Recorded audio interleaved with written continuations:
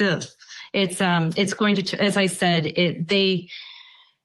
again, the only chance, in my opinion, that the defense has in this case is to hope that the judge will side with them and to suppress this evidence. But based on my understanding of Florida law and Fourth Amendment search and seizure, I do believe that there were exigent circumstances and probable cause in this case for the warrantless search of the phone and the seizure.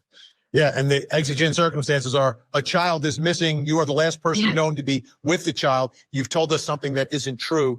We need to follow up on all this. But what does the trial itself look like? I mean, the videos aren't going to be put up on a screen. Like, the jury has to see the images, though, right, Margaret? The jury has to see the images in order to prove the sex abuse. Absolutely. You know, I think the jury should be allowed to see that evidence. I mean, unfortunately, it's very disturbing, and there will. You know what would be best, you guys? Honestly, I hate to say this, but for the family and for everybody, I would say it would be best if they let those images in, that Stephan take a plea deal and get that out of the way so we can move forward with the capital case. And I know that people don't want to hear that, but sometimes it's better to save family members. And I'm not talking about Jen Soto. I'm talking about Tyler and Tatiana and anybody that might serve on the jury. Now, just Josie, yeah, this case has death penalty too. But they're not doing it for the CSAM. They've already talked about that, and unless they change it, that's not going to happen. All right, so none of that's going to happen in this case. And if they offered up a plea deal, it might, yeah. I mean, I've had nightmares about this case, you guys, and the poor jurors is right. I wouldn't wish that on anybody. Be an extensive voir dire that will go on in the case. It could take many days, but ultimately, yeah, the jurors are going to have to view some very disturbing images of this sweet young 13-year-old girl. Well, it had been going on for a while, so. But that's part of the prosecution's case. Unfortunately, you have to present evidence that will be disturbing in some of these cases. I mean, I used to be involved in prosecuting child sex offenders years ago, and my God, it's part of the case that you have to present. Yeah, and it's tough for jurors, but they've got to see the evidence. I mean, the evidence, as disturbing as it is, we don't want the public. Well, the jurors have to see it. The videos aren't presented with audience, absolutely. But even the jurors, you guys, it's horrible. I wouldn't want to see that. I'm just listening to them describe it. And all I think in my head is Jen Soto saying, can I see that picture again? Can I see the picture again? Wait, what? Wait, that. Oh, yeah, now I recognize. And this is what I told Stephan when he asked about his pinky winky and why we called it that was because of the pink spot, and then us talking about it, right? Us hearing, I literally talked about Jennifer Coffendoffer coming on my show. None of us had seen those nude pictures just yet. And Jen Coffendoffer comes in here and says it looks like a cactus. And so we're like, wait a minute. Then you've got Gavin Fish explaining how it looks. And then it got leaked. So that's where we found that's where the pinky winky name and the cactus peen was from the picture that was identified originally by Jen Soto, where she didn't recognize the pink mark, Pinky Winky, and then it spiraled from there, right? So imagine that. Imagine Jen Soto asking to see those pictures again of her daughter being assaulted, all right? Yeah, exactly. Where are you, Jen Soto? Which we're going to talk about tonight. Seeing it, but the 12 in the box absolutely have to. As we look at this man, Stephan Stearns, and we look at the relationship here, and as Margaret said, it wasn't just when she was 13. This goes back years and years. Yeah, this goes back to when Maddie was about 8 years old, just based on the evidence that they found on the phone.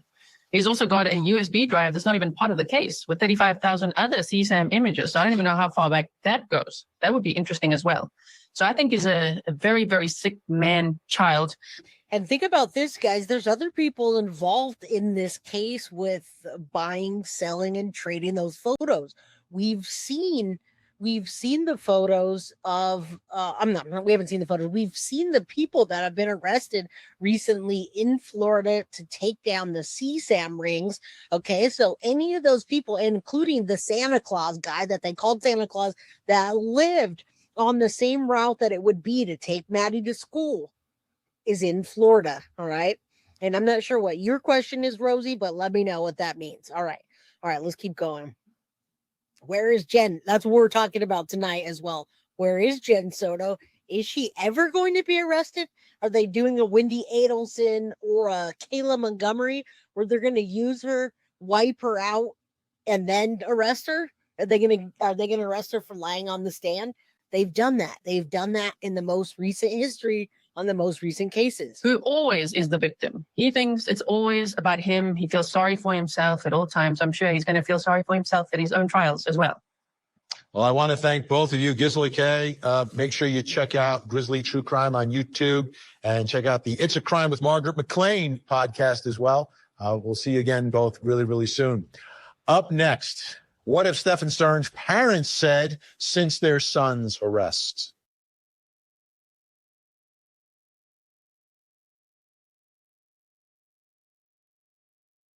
All right, so we're going to get into that. And Rachel says, imagine he won't plead guilty because he'll get some disgusting sense of gratification. Now, I can tell you what, he's already got evidence, and I hope that, and I would hope to think that that would not be the case. Now, he has access to the evidence, but I don't know how deep. I don't know what they're going to do in court. I would imagine they wouldn't give him access, but I'm not really sure about that. All right. Yes, I did, Rosie. I have written Stephan Stern's and he's accepted it. But what I said was, don't think that I didn't get reamed for talking about the Pinky Winky and the cactus bean and all that, because I did. All right. I'm accountable for everything I say. I don't delete my videos. I leave them, and I said what I said. I correct it if I need to. What's up, Em? Good to see you, my friend. Haven't seen you in a while.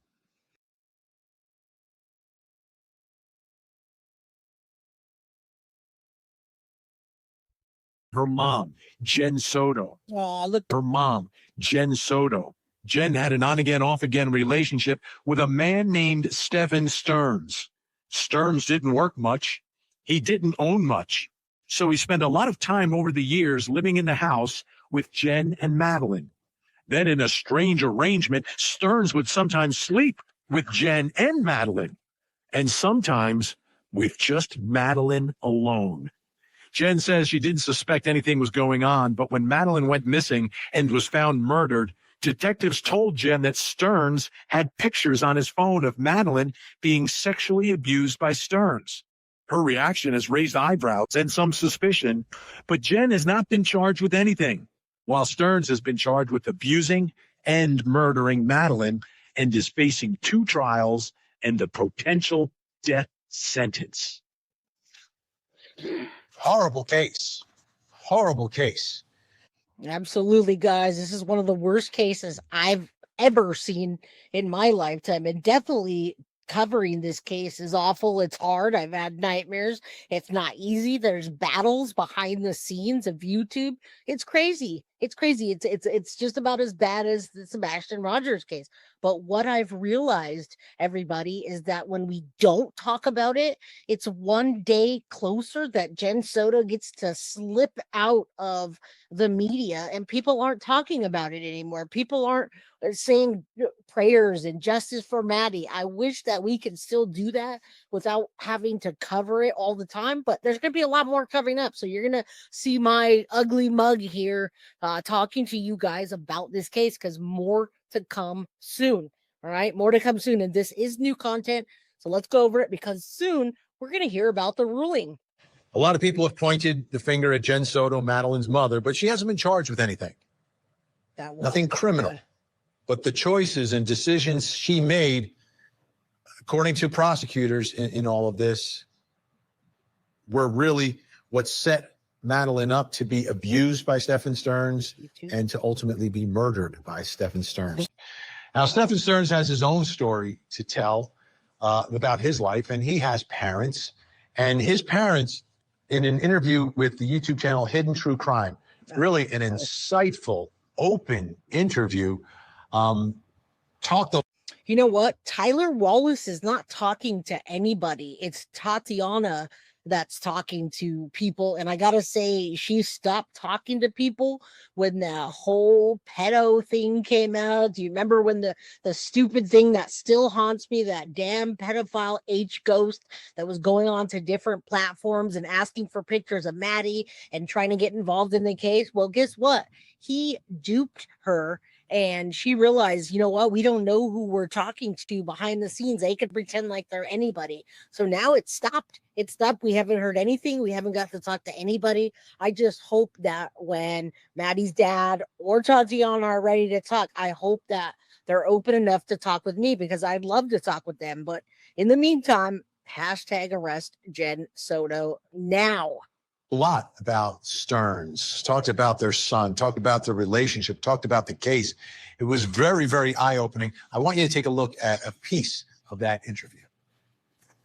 Is very conclusive, and it does, in our mind, indicate Stephan is a lone perpetrator, as much as we want to believe what he said, that there are other people involved. And you look at the evidence that's been presented, and it's pretty conclusive that there doesn't appear to be anybody else involved, and that he is the lone perpetrator. You don't often see that level of honesty and openness from the parents of someone accused of something this horrific. Sometimes they'll say nothing, and sometimes, they'll. And you guys do got to remember that Chris handed over that USB.